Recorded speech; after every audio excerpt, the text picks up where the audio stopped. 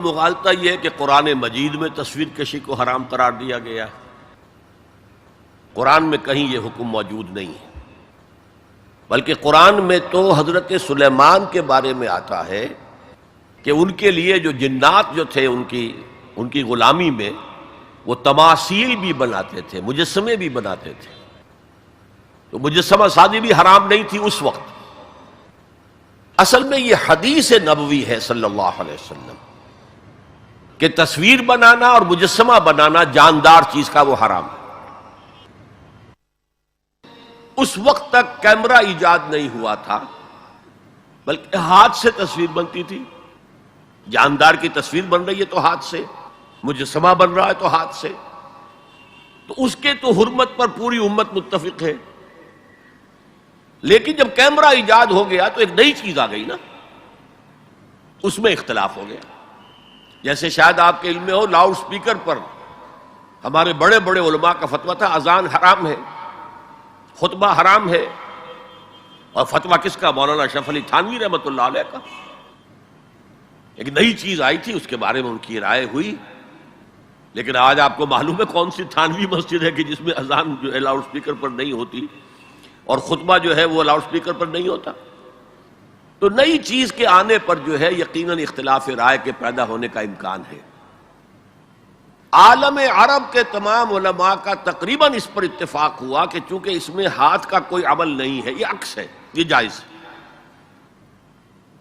علی الاطلاق جائز۔ اس سلسلے میں آپ کو ایک لطیفہ بھی سنا دیتا ہوں۔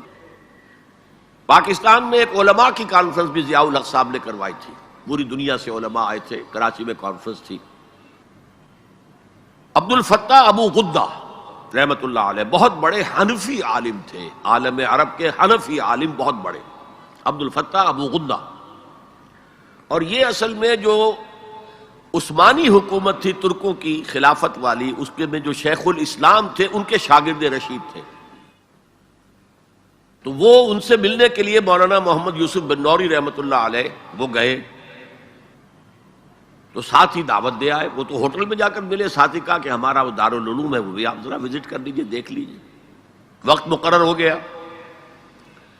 اب مولانا نے بھی اپنے کچھ لوگوں کو بلا لیا، جن میں ان کے داماد مولانا محمد تحسین، ان کے بڑے داماد، سب سے بڑی بیٹی ان کے گھر میں تھی، وہ بھی تھے۔ انہوں نے یہ واقعہ مجھے سنایا ہے، یعنی یہ نہ سمجھیے کہ یہ کہیں ادھر ادھر سے سنا ہوا بات ہے، ایک ایسا شخص بیان کر رہا ہے جو اس میں موجود تھا، اور جو مولانا بن نوری کا اتنا قریبی رشتہ دار تھا، ان کا داماد،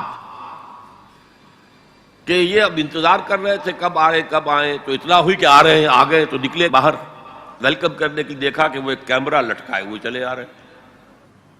اب یہ انہوں نے محسوس کیا یہ اتنا بڑا عالم دین اور یہ کیمرہ، جیسے عام جو ہے لوگ لڑکے بالے لیے پھرتے ہیں کیمرہ، تو وہ اس طریقے سے وہ کیمرہ لیے پھرے۔ لیکن کیا کہیں، مہمان ہیں، کچھ کہہ نہیں سکتے۔ آ گئے، بیٹھ کر انہوں نے اپنا کیمرہ کھولا اور کہا ذرا ٹھیک ہو جائیے، سورہ اجتماعیہ، میں چاہتا ہوں ایک اجتماعی تصویر ہو جائے گروپ کی، سورہ اجتماعیہ۔ اس پر چیخ پڑے مولانا بن نوری، حرام حرام حرام، ہم نہیں کریں گے۔ انہوں نے کیمرہ تو بند کیا، لائیے دلیل، حرام ہونے کی دلیل کیا ہے؟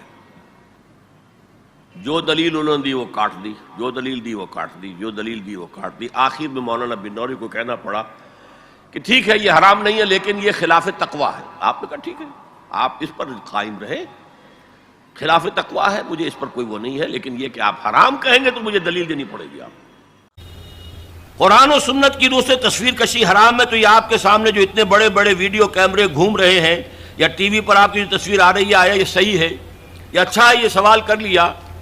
دیکھیے، کتاب و سنت کی روح سے جو چیز حرام ہے وہ ہاتھ سے تصویر بنانا ہے، کیمرہ تھا ہی نہیں۔ حضور کے زمانے میں ہاتھ سے تصویر بنتی تھی، ہاتھ سے بنائی جانے والی تصویر حرام مطلق ہے۔ اس سے پہلے وہ بھی حرام نہیں تھی، یہ بھی جان لیجئے۔ جیسے سجدہ تعظیمی جائز تھا، ایسے ہی حضرت سلیمان کے بارے میں آتا ہے، تماثیل، یہ بڑی بڑے تماثیل بناتے تھے لوگ، جنات جو تھے ان کے لیے۔ لیکن شریعت محمدی میں ہاتھ سے تصویر بنانا جاندار کی، نقشہ ہے آپ کھینچ رہے ہیں، کوئی فطری لینڈسکیپ ہے، کوئی حرج نہیں، جاندار کی تصویر بنانا حرام مطلق ہے، لیکن جب کیمرے کی ایجاد ہوئی تو اب یہ مسئلہ اجتہادی ہو گیا کہ آیا وہی حکم اس پر بھی ہوگا کہ نہیں ہوگا۔ عالم عرب کے علماء جو ہیں چوٹی کے، وہ اس کے قائل ہیں کہ اس پر اس حکم کا اطلاق نہیں ہوتا، ہاتھ سے بنانے والی تصویر پر ہوگا۔ البتہ انہوں نے کہا پسندیدہ یہ بھی نہیں ہے، ہاں تعلیم کے لیے اس کو استعمال کرنا جائز ہے۔ ہمارے ہاں کے علماء کی اکثریت اس کی قائل ہے کہ اس کے اوپر بھی وہی حکم ہوگا کہ یہ حرام ہے۔ وہ بھی کہتے ہیں کہ کسی معاشرتی ضرورت کے لیے جائز ہے، پاسپورٹ کے لیے جائز ہے، مجرموں کی شناخت کے لیے جائز ہے، میڈیکل ایجوکیشن کے لیے جائز ہے، وہ اس کو جائز کہتے ہیں۔ اس حوالے سے بہت سے علماء ہیں جن کے فوٹو بھی اخبارات میں چھپتے ہیں، جن کی جو بھی ہوتی ہیں مجالس شورا، اس کے بھی اجتماعات جو ہیں ان کے فوٹو آتے ہیں۔ تو عمل بہت سے حضرات کا مختلف ہے، لیکن ہم عمل کی بات نہیں کر رہے۔ ان کی رائے یہ ہے کہ حرام ہے، البتہ کسی معاشرتی ضرورت کے لیے جائز ہے۔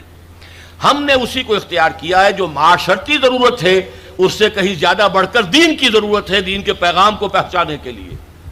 اب ایک ہے آپ آڈیو سن رہے ہیں، وہ زیادہ دیر سن نہیں سکتے۔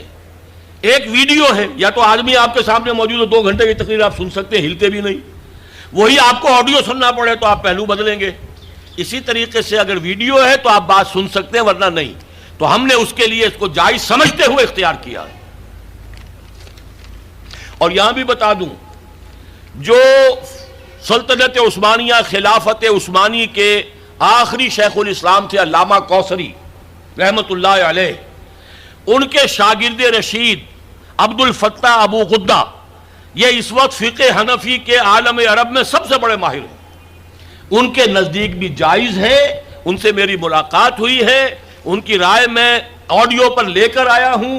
بلکہ اب یہ وقت زیادہ صرف ہو رہا ہے، وہ تو یہاں پر جب آئے تھے ضیاء الحق کے زمانے میں ایک علماء کی انٹرنیشنل کانفرنس ہوئی تھی۔ ایک تو علماء جو ہوتے تھے کنونشن اسلام آباد میں تو مقامی علماء کے ہوتے تھے، ایک انٹرنیشنل، اس میں وہ بھی آئے تھے۔ تو مولانا سید محمد یوسف بن نوری رحمت اللہ علیہ ان کے مقام و مرتبے سے واقف تھے، فقہ حنفی کے عالم عرب کے چوٹی کے جو ہیں وہ استاد ہیں۔ ملنے گئے ہوٹل میں، تو ظاہر بات ہے کہ جب وہ گئے تھے تو انہوں نے کہا میں بھی آؤں گا آپ کے یہاں، یہ دعوت دے کر گئے کہ آئیے ہمارا دارالعلوم دیکھیے۔ وہ آئے، انہوں نے اپنے داماد کو مولانا محمد تحسین صاحب کو بھی بلا لیا، وہ ابھی زندہ ہیں، ان سے اس واقعے کی توثیق کرائی جا سکتی ہے۔ انہوں نے یہ واقعہ مجھے بتایا کہ جب وہ، میں بھی تھا وہاں بیٹھے انتظار کر رہے تھے، جب بتایا گیا کہ آ گئے ہیں علامہ کوثری صاحب، وہ علامہ عبد الفتاح ابو غدہ، تو ہم سب اٹھ کر باہر نکلے، دیکھا ان کے گردن میں کیمرہ لٹک رہا ہے۔ اب ہم بڑے پریشان، یہ کیا ہے؟ ہم تو سمجھتے ہیں حرام، اور یہاں پہ یہ کیمرہ لے کر عالم دین جو ہے اتنا بڑا مفتی آیا ہے۔ خیر خاموش رہے۔ اب جب جا کر کمرے میں بیٹھ گئے، انہوں نے کھولا، کیمرہ نکالا اور کہا سورہ اجتماعیہ، یعنی ایک جو ہے گروپ فوٹو میں لینا چاہتا ہوں، آپ لوگ ذرا ٹھیک ہو جائے، سیدھے ہو جائے، بیٹھ جائے، سورہ اجتماعیہ۔ اب مولانا بن نوری صاحب جو ہے خاموش نہیں رہ سکے، نہیں حرام، ہمارے نزدیک حرام، ہمارے نزدیک حرام۔ انہوں نے کیمرہ تو بند کیا، پوچھا دلیل کیا ہے حرمت کی؟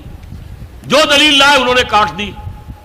آخر میں مولانا بن نوری کو یہ کہنا پڑا کہ ہاں حرام تو نہیں ہے، ہم اسے تقوی کے خلاف سمجھتے ہیں۔ آپ نے کہا ٹھیک ہے، یہ بات آپ کا موقع، آپ حرام کہتے ہیں، دلیل لانی پڑے گی۔